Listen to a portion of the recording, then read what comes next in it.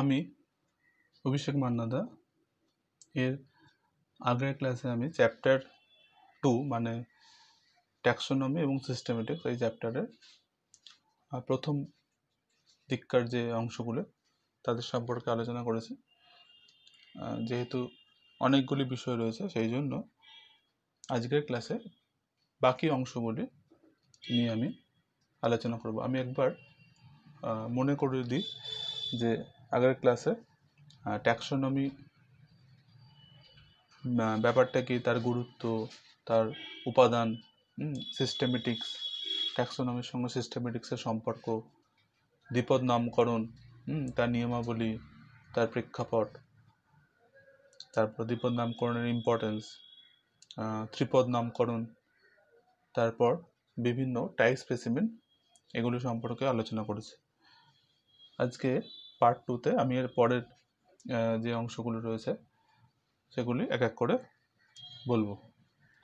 তো প্রথমেই আমরা দেখি যে শ্রেণীবিন্যাস, যেটা আমরা সংজ্ঞা জেনেছি আগের ক্লাসে, সেই শ্রেণীবিন্যাসের যে নীতি বা প্রিন্সিপাল এগুলো কি, বা কিভাবে শ্রেণীবিন্যাস করা হচ্ছে, বা শ্রেণীবিন্যাসের দরকারটা কি, উদ্দেশ্যটাকে, সেটা।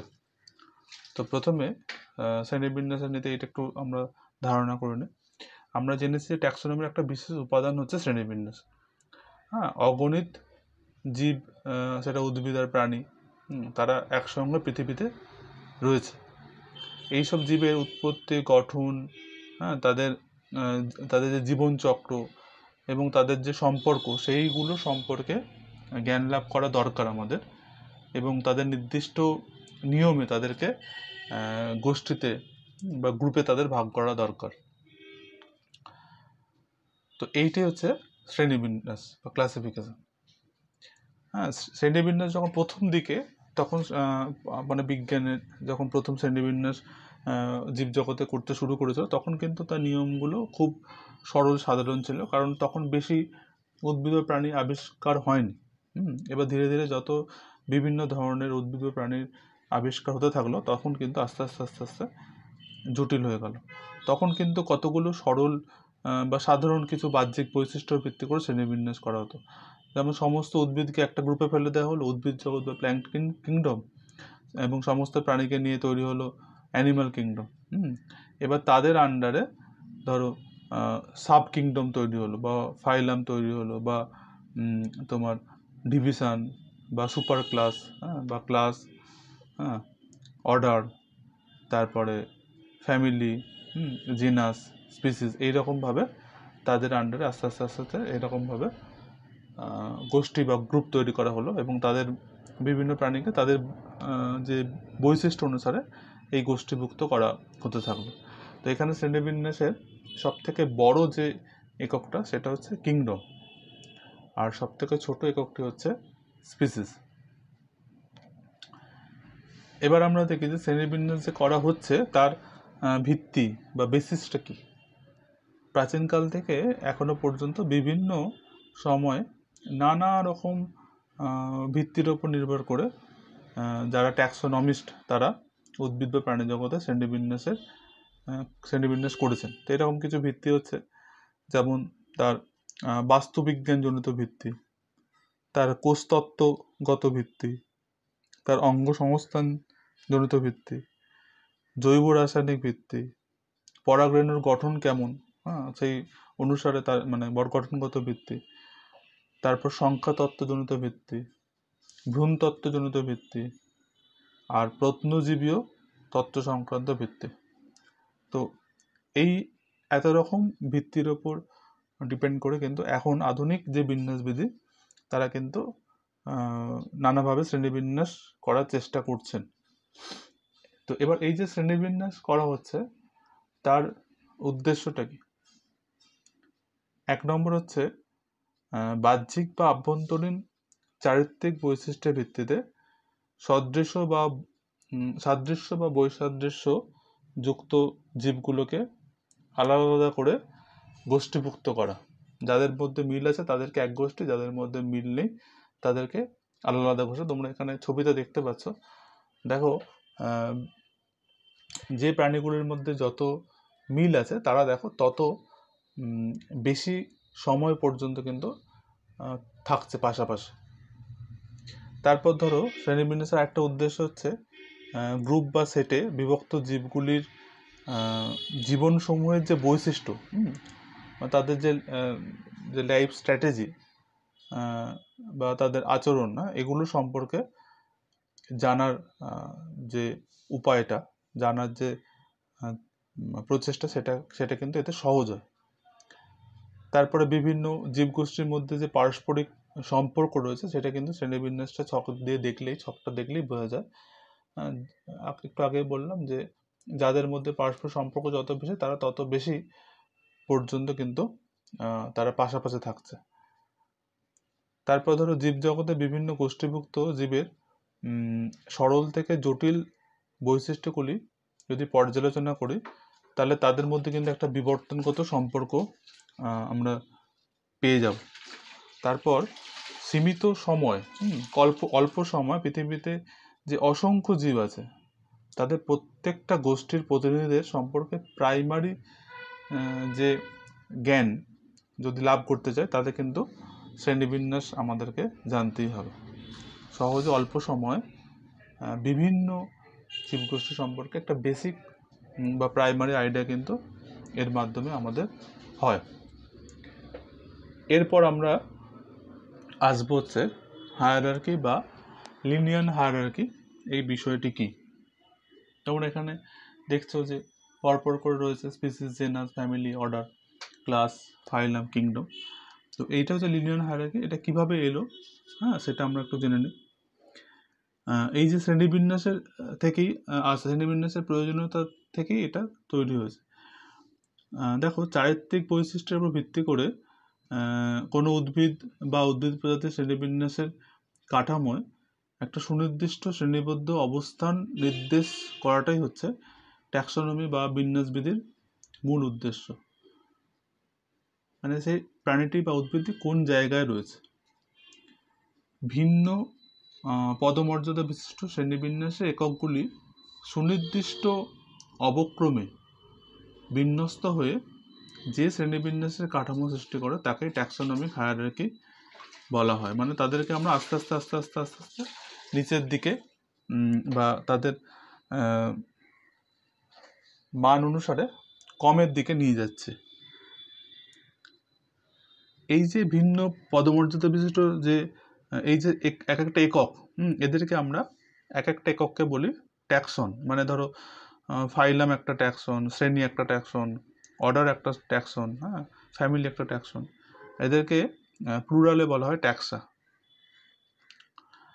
ল্যাটিন ভাষায় সর্বপ্রথম 1735 সালে সিস্টেমা ন্যাচুরি বলে যে বইটি লিনিয়াস লিখেছিলেন, সেখানে 7খানা মৌলিক এই ট্যাক্সার বা ধাপের বা এককের কথা তিনি বলেন। তো এই যে 7খানা ধাপ, এটাকেই লিনিয়ার হায়ারার্কি বলা হয়। এই লিনিয়ার হায়ারার্কির এটা হচ্ছে ট্যাক্সোনমির একদম বা শ্রেণীবিন্যাসের একদম বেসিক মানে মন্ত্র যাকে বলে, এবং এর উপর ভিত্তি করে পরবর্তীকালে কিন্তু আরও জটিলতা বেড়েছে। এই যে ধরো 7খানা ধাপ তোমরা দেখছো, আমি আরেকবার বলে দিই। রাজ্য, তারপর ধরো পর্ব, তারপর শ্রেণী, বর্গ, গোত্র, গণ এবং প্রজাতি, এই 7খানা ধাপকে একসঙ্গে লিনিয়ার হায়ারার্কি বলা হচ্ছে। এবং এখানে তোমরা বুঝতেই পারছো যে সব থেকে উপরে রয়েছে সেটা হচ্ছে যে কিংডম, এবং সব থেকে নিচে রয়েছে প্রজাতি। তো এইভাবে 7খানা এককের মাধ্যমে লিনিয়াস তো ব্যাখ্যা করার চেষ্টা করেছিলেন, কিন্তু পরবর্তী সময় যেটা বলছিলাম যে এত প্রাণী বা উদ্ভিদের আবিষ্কার হতে থাকে যাতে কিন্তু আর 7খানা এই ধাপের মাধ্যমে তাদেরকে আর ব্যাখ্যা করা সম্ভব হচ্ছিল না। তখন কি করা হলো, তখন ধরো উপ বা অধি, এই সমস্ত শব্দ ব্যবহার করা হলো। যেমন ধরো উপগণ বা উপপ্রজাতি, বা উপগোত্র, উপশ্রেণী, এই ধরনের শব্দ ব্যবহার করা হতে থাকলো। এরপরে তোমার আইসিবিএন 1980 সালে মানে 12টা এরকম একককে স্বীকৃতি দিয়েছিল।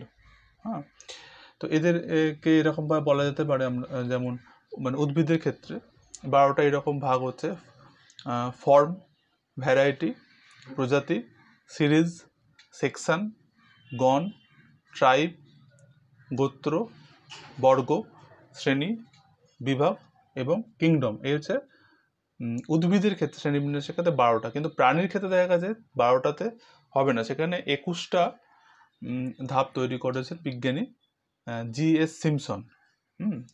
21টা ধাপের মাধ্যমে এখন প্রাণীদের শ্রেণীবিন্যাস করা হয়। এগুলো হচ্ছে বেশিরভাগই ওই যে বলছিলাম উপ বা অধি এরকম ধরনের শব্দ ব্যবহার করে, কিছু ক্ষেত্রে নতুন কয়েকটা শব্দ আনা হয়েছে, যেমন ধরো কোহুট। তো এইগুলো উপর থেকে নিচে কীরকম হবে, আধুনিক যে হায়ারার্কি সেখানে কীরকম শব্দগুলো হবে সেটা হচ্ছে, প্রথম হচ্ছে কিংডম, তারপর phylum, subphylum, superclass, class, subclass, infraclass, cohort, superorder, order, suborder, infraorder, superfamily, family, subfamily, tribe, subtribe, genus, subgenus, species, এবং তারপর সবশেষে হচ্ছে সাবস্পিসিস। তো এই হচ্ছে 21টা ধাপ যেটা প্রাণীদের ক্ষেত্রে ব্যবহার করা হয়, সিম্পসনের যেটা অবদান। এরপরে আমরা আসবো আরেকটি ছোট টপিকে, সেটি হচ্ছে শনাক্তকরণের কি বা আইডেন্টিফিকেশন কি। এই জিনিসটা হচ্ছে কি না, ট্যাক্সোনমির চর্চায় কোনো একটা অপরিচিত উদ্ভিদকে পূর্ববর্ণিত নির্দিষ্ট নামযুক্ত কোনো গোষ্ঠী বা ট্যাক্সনে অন্তর্ভুক্ত করার বৈজ্ঞানিক যে বিশ্লেষণ তাকে শনাক্তকরণ বলা হয়। কোনো অপরিচিত উদ্ভিদ বা উদ্ভিদ গোষ্ঠীকে সঠিকভাবে শনাক্তকরণের জন্য যে কৃত্রিম বিন্যাস পদ্ধতি প্রস্তুত করা হয় তাকে শনাক্তকরণের কি বা আইডেন্টিফিকেশন কি বলা হয়।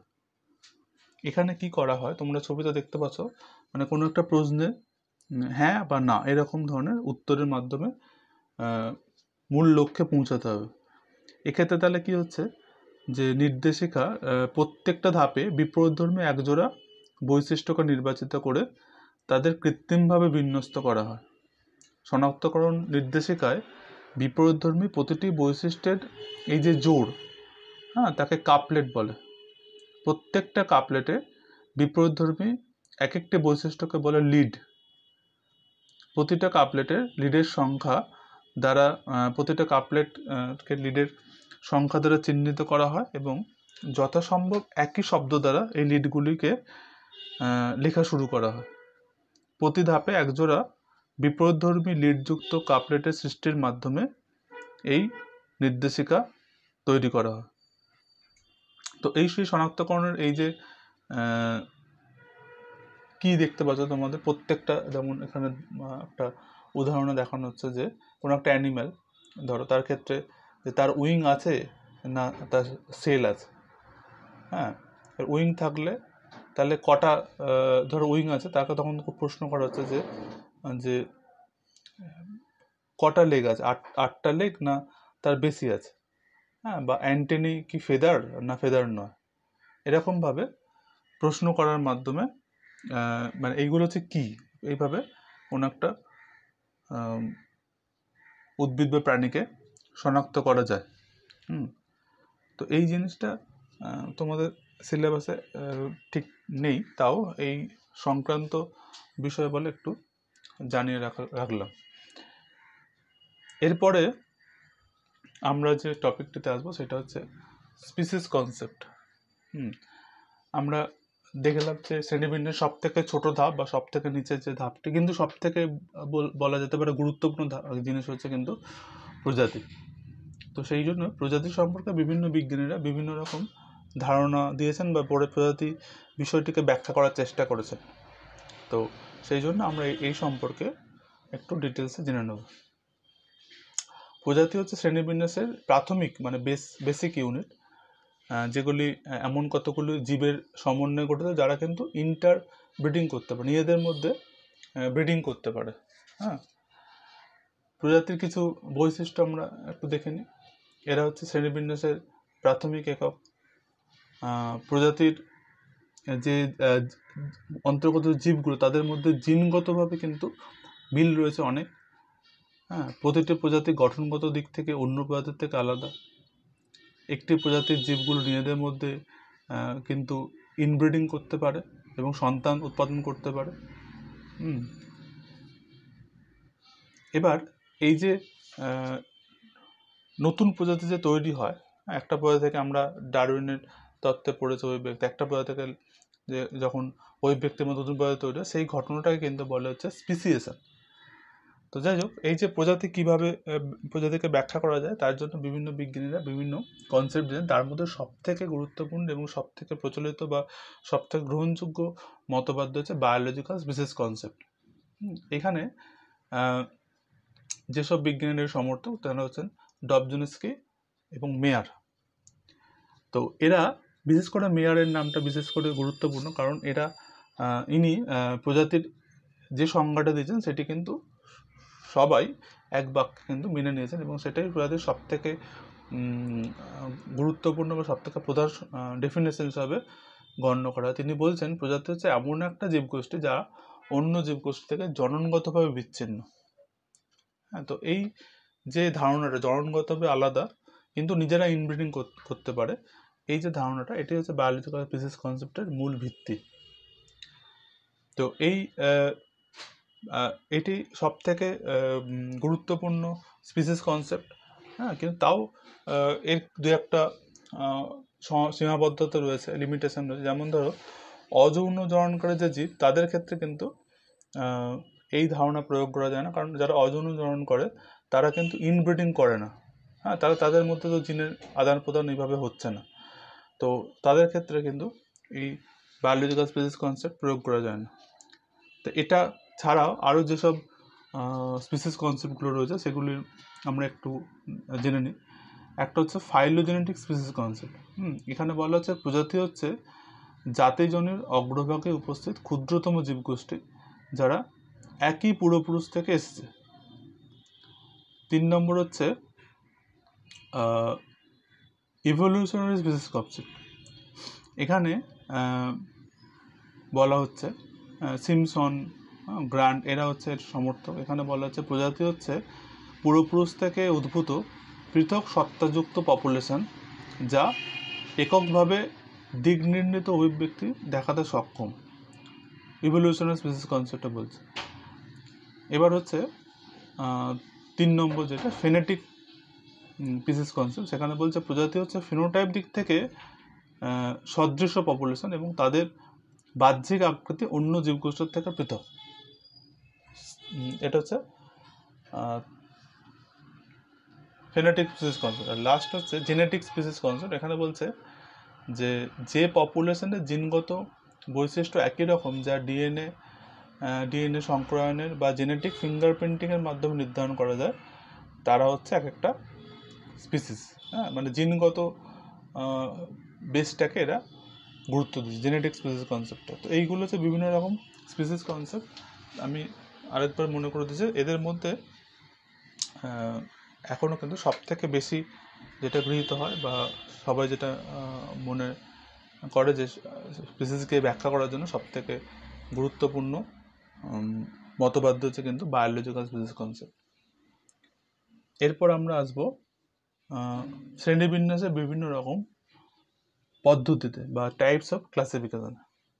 শ্রেণীবিন্যাস মানে বিভিন্ন জীবকে শ্রেণীবিন্যাস করার জন্য বিভিন্ন সময় বিভিন্ন বিজ্ঞানীরা নানাভাবে চেষ্টা করেছেন। তো তার মধ্যে 3টি মতবাদ বা 3টি প্রকার আমরা ধরে নিই।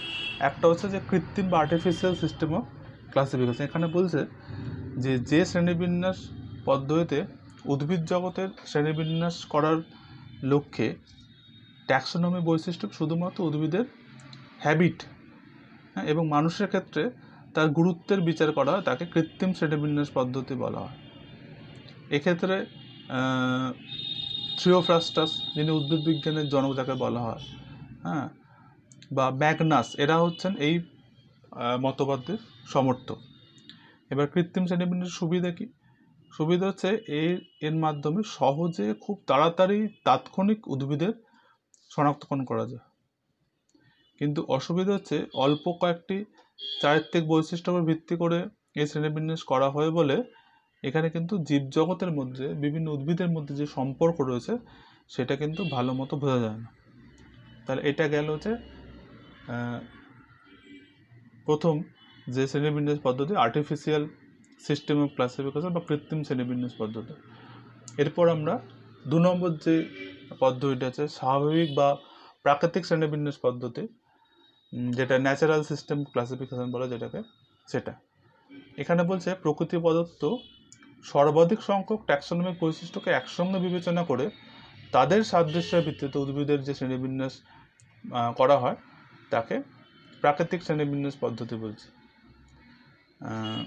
আমাদের খুব পরিচিত মানে উদ্ভিদের শ্রেণীবিন্যাসের জন্য যিনি খুবই জনপ্রিয়, সে বেন্থাম এবং হুকার, এই দুজন হচ্ছে এই শ্রেণীবিন্যাসের খুবই বড় সমর্থক, এবং এর সঙ্গে রয়েছেন এপি দ্য ক্যান্ডল। এরা হচ্ছেন প্রাকৃতিক শ্রেণীবিন্যাসের সমর্থক। এবার বেন্থাম হুকারের নাম কেন বললাম, যে বেন্থাম হুকার হচ্ছে স্বাভাবিক শ্রেণীবিন্যাস বা প্রাকৃতিক শ্রেণীবিন্যাসের মধ্যে কিন্তু এনার হচ্ছে শ্রেণীবিন্যাস সব থেকে জনপ্রিয়, এবং 3 খণ্ডে জেনেরা প্ল্যান্টেরাম গ্রন্থে 1862 সালে তিনি এই শ্রেণীবিন্যাস তিনি বা তারা এই শ্রেণীবিন্যাস প্রকাশ করেন। স্বাভাবিক বৈশিষ্ট্যের ভিত্তিতে এই দুই বিজ্ঞানী 200 গোত্রভুক্ত প্রায় 7,600টি গণের প্রায় 97,000 টি সপুষ্পক উদ্ভিদ প্রজাতির আর কি শনাক্তকরণ করেন এবং তাদের বিবরণ প্রদান করেন বা শ্রেণীবিন্যাস করেন। তাহলে অসংখ্য উদ্ভিদের কিন্তু শ্রেণীবিন্যাস এই দুই বিজ্ঞানী করে গেছেন। জেনেরা প্ল্যান্টেরাম একটি বিখ্যাত গ্রন্থ। আচ্ছা, এবার আমরা দেখি প্রাকৃতিক শ্রেণীবিন্যাসের সুবিধা আছে যে এটাই সব থেকে বেশি শ্রেণীবিন্যাস মানে প্রচলিত শ্রেণীবিন্যাস পদ্ধতি, এবং ব্যবহারিক পদ্ধতিও বেশ সুবিধাজনক। এটা হচ্ছে সুবিধা। অসুবিধা হচ্ছে যে এর মাধ্যমে কিন্তু জাতিজনিকত তাদের মধ্যে ইভলিউশনের যে রিলেশন সেটা কিন্তু ঠিকমতো জানা যায় না। আবার কয়েকটা বৈশিষ্ট্য ভিত্তি করে শ্রেণীবিন্যাস করা হয় বলে অনেক সময় দেখা যায় যে নিকট সম্পর্কভুক্ত যারা উদ্ভিদ তারা কিন্তু অনেক সময় দূরে চলে যায়। তাহলে এগুলো হচ্ছে প্রাকৃতিক বা স্বাভাবিক শ্রেণীবিন্যাস পদ্ধতির অসুবিধা। এরপর হচ্ছে লাস্ট যে শ্রেণীবিন্যাস পদ্ধতি মানে জাতিজনিকত শ্রেণীবিন্যাস পদ্ধতি বা ফাইলোজেনেটিক সিস্টেম অফ ক্লাসিফিকেশন। এখানে কি করা হয়, এই শ্রেণীবিন্যাসে উদ্ভিদের বহু সংখ্যক চারিত্রিক বৈশিষ্ট্যের পারস্পরিক সাদৃশ্যের ভিত্তিতে বিভিন্ন উদ্ভিদ গোষ্ঠীর বিবর্তনগত যে উৎপত্তি বা তাদের জাতিজনিকত সম্পর্ক সেটা নির্ধারণ করা হয় এবং তার ভিত্তিতে উদ্ভিদ জগতের শ্রেণীবিন্যাস করা হয়। এটা হচ্ছে সব থেকে মানে আধুনিক বলা যেতে পারে শ্রেণীবিন্যাস পদ্ধতি, এবং এংলার ও প্র্যান্টল, হাচিনসন, তাক্তাজান, এইসব বিজ্ঞানীরা এই শ্রেণীবিন্যাসের সমর্থক।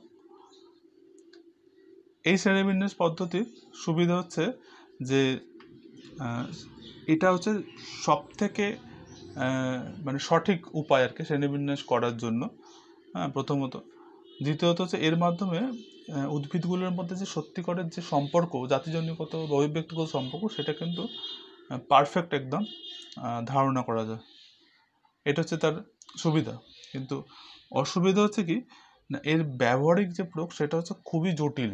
অনেক তথ্য সংগ্রহ করতে হয়, তাদের জাতিজনিকত সম্পর্ক নির্ধারণ করতে হয়, অভিব্যক্তিগত উৎপত্তি নির্ধারণ করতে হয়, তাহলে খুবই জটিল একটা বিষয়।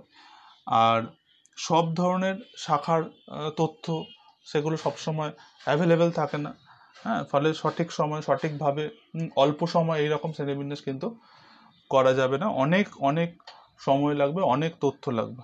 এটা হচ্ছে তাহলে জাতিজনিক শ্রেণীবিন্যাসের সমস্যা। এরপরে তাহলে মানে যে এই যে চ্যাপ্টারটা, এইখানেই চ্যাপ্টারটি শেষ হয়েছে। এবং আজকে আমরা তাহলে যা যা জানলাম একবার সেটাকে মনে করে নিই।